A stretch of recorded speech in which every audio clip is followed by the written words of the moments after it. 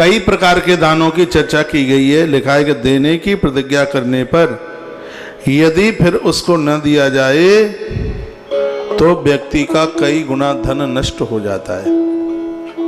ये ऐसा अग्नि पुराण में लिखा है। बहुत लोग मनौतियां मना लेते हैं, कहते हैं हे महादेव बाबा आपके मंदिर में हम ये करेंगे, हे मैया आपके मंदिर में हम घंटा लटकवाएंगे।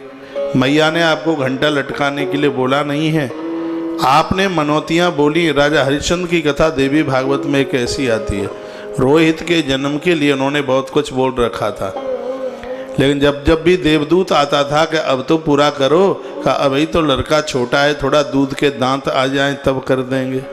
दूध के दांत आ गए तो फिर कहा अभी बोलना नहीं जानता, बोलना शुरू कर दे तब कर देंगे। फिर और थोड़ा सा बड़ा हो गया, फिर कहा लड़का की सगाई कर लेंगे तभी कर देंगे।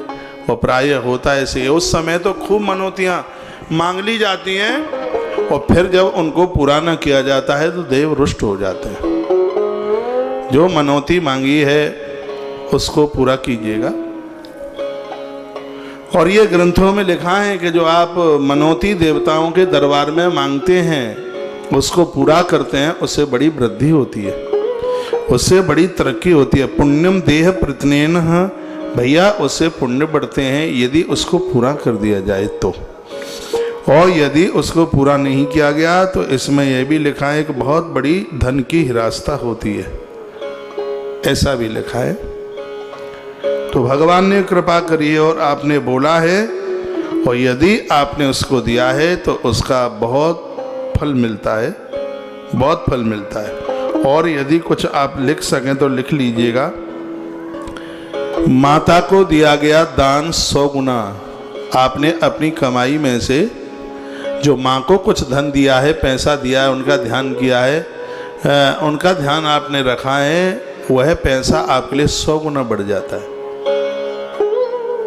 आपकी तो कमाई सार्थक हो जाएगी। जैसे ही तनख्वाह मिले तो बामे ते कछु पैसा निकाल के माँ को दे दो। अब जितने भी पिता सुन रहे हैं का अब हम कहाँ जाएंगे, इंतजार करो त्याई काजों बात बताई जा रही है। माता के लिए 100 गुना लिखा हुआ है। मातु सतगुणम, यहाँ तो हर बात प्रमाण के साथ होती है। मातु सतगुणम दानम सहस्रम पितरोच्यते।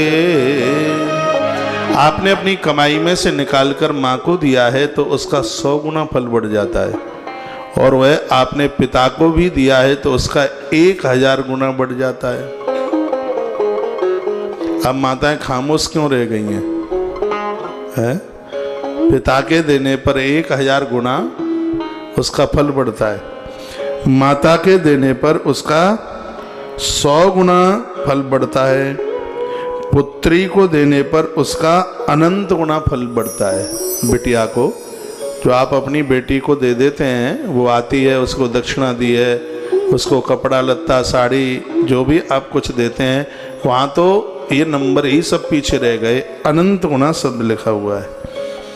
अनंत गुना फल भैया उसका बढ़ जाता। अनंत दुही तुरदानम।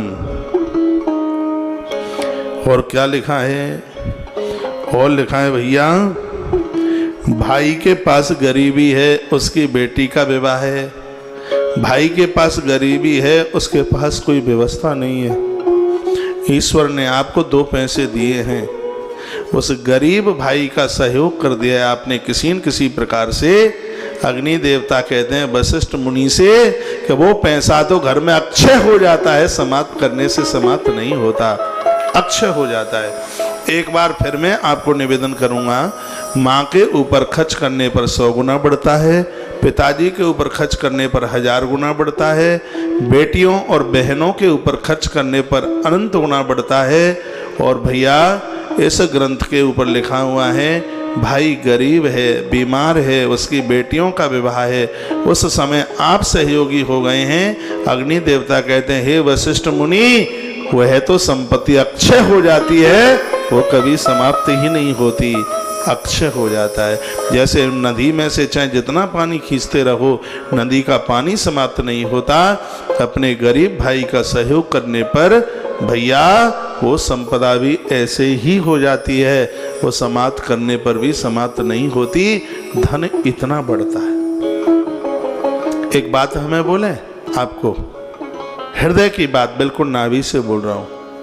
आप यहाँ आकर के सहयोग करते हैं, ये बहुत बड़ा पुण्य है, लेकिन कहीं गरीब भाई के बच्चों का विवाह है, उन पर रहने को ठिकाना नहीं है, जगह नहीं है, ऐसे भ्राता का, भाई का आपने सहयोग कर दिया, तो यहाँ के सहयोग करने से भी कई करोड़ों गुना फल उसका होगा, कई करोड़ों गुना फल होगा उसका। सही बात तो यही है। इस श्लोक पर मेरी उंगली रखिए, ये लिखा हुआ है, ये श्लोक बोले देता हूँ तो और ज़्यादा अच्छा लगेगा।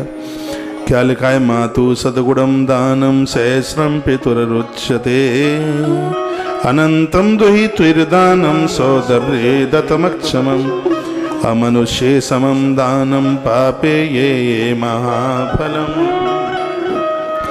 कितना सुंदर जवाब दिया। माँ के ऊपर खर्च करने पर 100 गुना, पिता के ऊपर खर्च करने पर। अब आप कहोगे कि पिता की इतनी महिमा क्यों है? क्योंकि तुम कमाने के लायक पिता ने बनाए हैं। वह बेचारा भूखा रहा, कैसे कैसे कमा करके उसने आपकी पढ़ाई कराई, आपको सबल किया, आपको खड़ा किया। आप अपने पिता के ऊपर 1 टका खर्च करते हो भैया, वो 1 टका उसी समय आपका हजारों गुना रूप धारण कर लेता है। ऐसा भगवान अग्निदेव कहते हैं, हजारों गुना रूप धारण कर लेता है। धन में वृद्धि होती है माँ बाप जी के ऊपर खर्च करने, उनका ध्यान रखने पर, उनका ख्याल रखने पर। मेरे भाई साहब, जितने भी दुनिया भर में तुम मुझे सुन पा रहे हो, सुन लो कान के ढपोला खोल के।